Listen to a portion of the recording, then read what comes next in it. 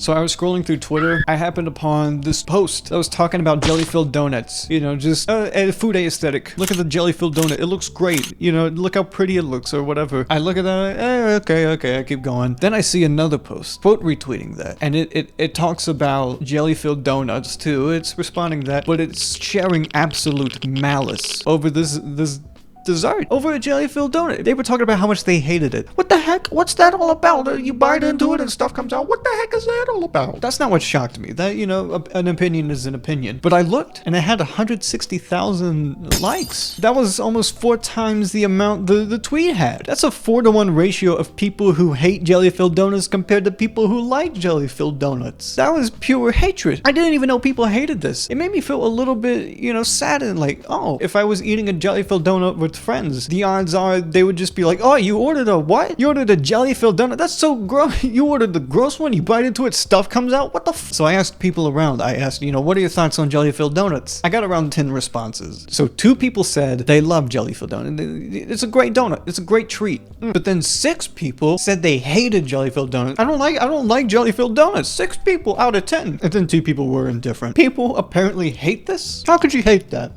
How could you hate that? So I sampled 10 people. 60% said they didn't like jelly-filled donuts. That's more than half. Now granted, it's not the ratio of 4-to-1 like Twitter was, but still. But I'm craving jelly-filled donuts. I drive to the store, I want to get some jelly-filled donuts because, you know, all this talk is making me hungry. And then I realized, oh wait, I have a sample size of 10,000 people. Why don't I just ask them? Well, first I made a post that was like baiting people into like saying, ew, you eat jelly-filled donuts? I was trying to do one of those self-fulfilling prophecies where I bait people into disagreeing with me. No one got mad at me for posting a stock photo of a jelly-filled donut. Someone just said, oh, it's a Berliner.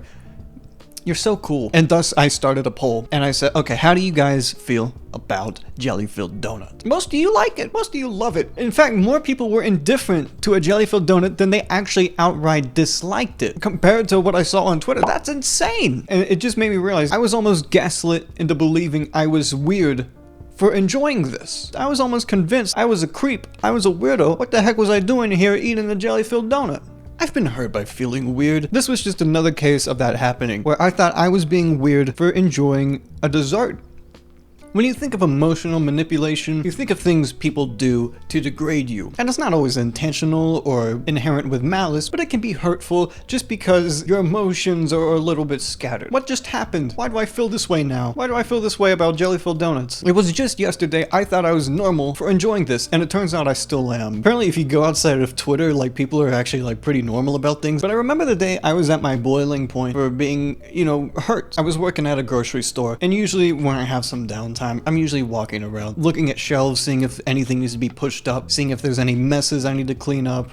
But while I was walking, there was this old lady that was reaching up towards something. She needed some water bottles, I think. It was just something out of her reach and it was rather heavy. Being the good little employee I am, I walked up to her, I reached up, I grabbed the water, I gave it to her, and I said, here you go, okay, have a good day. And she just looks at me like I killed someone. Did I ask you to do that? You're just doing that because I'm old, aren't you? And I just said, oh, I'm sorry, you know, I jumped to conclusion, whatever. I guess she saw that as a victory because she just kind of went, and she just strolled off with her cart. But at the time, like, that was probably, like, it wasn't the most hurtful I've ever been, but it was like, I was fed up. That was my breaking point of, like, I just did something nice for you. I can't get no respect. I just helped you. You know, I know, like, oh, you didn't ask, but you're 5'4" and 70. You're not gonna get that water.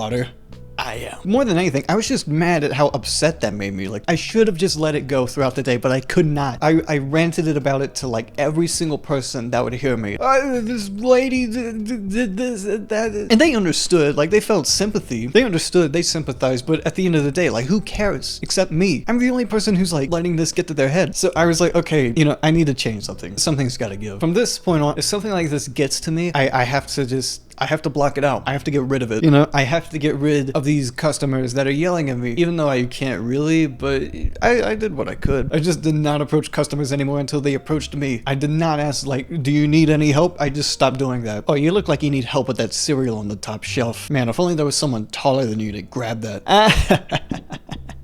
And at first it was people constantly putting me in stress. It was people I barely even knew. I still felt emotionally compelled to help because they seemed like under a lot of stress. You know, they would just delete everything. You'd have to find a friend of a friend to contact them and this and that. It happened week after week after week. I had to get rid of that. I can't be under that much panic. It's not healthy. So that was the first thing I got rid of. Things calmed down a little bit. My blood pressure levels regulated.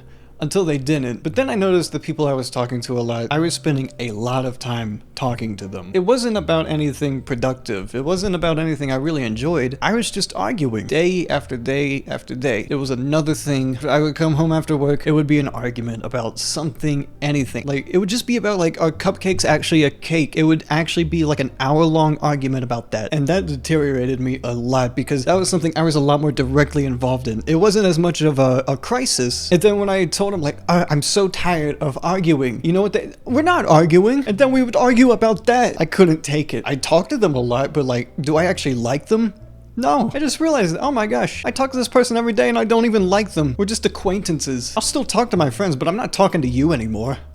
Because when I talked to them, I felt like I was being used. I'm a passionate person. When you talk about something I disagree with, I want to talk about it, but then if I can't get through to you, I get angrier and angrier, like, come on, just listen to me. And then they just don't. If they listen to me, I wouldn't act the way I do, but they like the way I act because that's what gives them the most attention. And I was tired of that. I was tired of being manipulated like that. I didn't want it to happen anymore, and I had to distance myself from way more people than I thought I had to. And eventually, that became a cycle. I would meet new people, and faster, I became more impatient with them. I just didn't want to argue with people because I hated feeling the way I did when I argued. So whenever it happened, I would just subconsciously distance myself from people who I was arguing with. And I still had friends, but it severely dwindled. I went from talking to 10 people to just one. I can't just talk to him. He's got other things to do. That friend has other friends and he needs to talk to them too. So when he's not talking to me, I have no one. I only have me. In the back of my head, I was like, you know, I don't feel the same as I did the last 2 months. I was like, you know, something's missing. But then I was left thinking to myself, I do not have a lot of people to talk to. And when I tried to talk to new people, you know, it's difficult. You know, I didn't want what happened to happen again. I didn't want to be under a lot of stress just arguing with someone or someone going into a big crisis when it didn't really matter that much. But as a person, you need emotions to feed off of. When you only have your own feelings to feel, they just kind of loop back on itself. You become very sad. You feel like nothing. There's not really a lot of feeling, actually. If you only have your emotions to feed off of, you don't really feel that much. The feelings themselves kind of start wearing off, and they're not as strong as they used to be. They're not as hard-hitting. You're not as inspired. And when I tried to talk to new people, I was too scared. I was like, it's gonna happen again. It's gonna happen again and again and again, like it always has. You know, one day I'm just sitting in bed. Dude, why am I so scared all the time? Why am I doing this to myself? And then I realized, oh my gosh. Day after day, I used to come home to see someone in crisis or to argue with someone. And when that happened, I would come home feeling panic, you know, anxiety or just anger or something. And now I come home to feel scared. And I don't even need anyone to make me feel that way. I'm doing this to myself. I have successfully emotionally manipulated myself into just feeling scared all the time.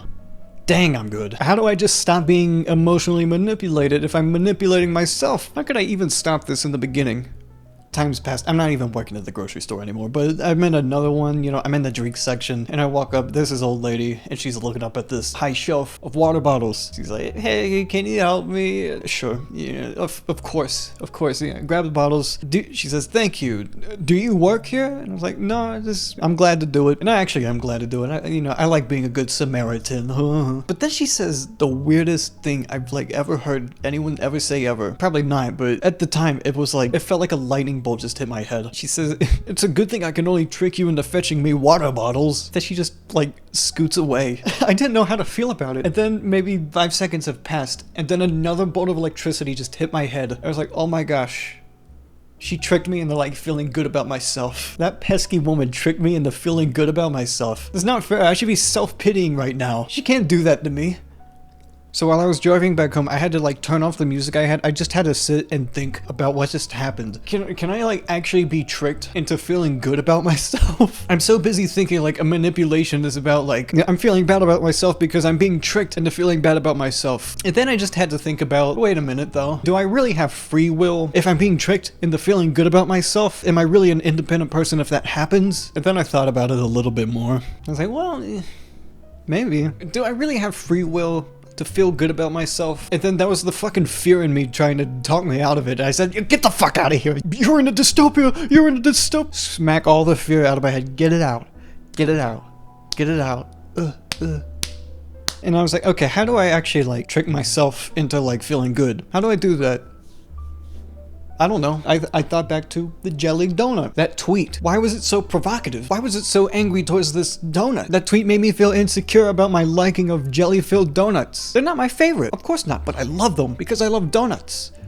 A tweet filled with judgment and prejudice towards a dessert. That tweet almost made me feel judgmental and prejudiced. Like, how dare you? How dare you insult this? Like, what do you have to gain from insulting this? What's your point? It was frustrating me. I was getting frustrated again. I had to sit and look at this thing and I said, how could I make this make me feel good?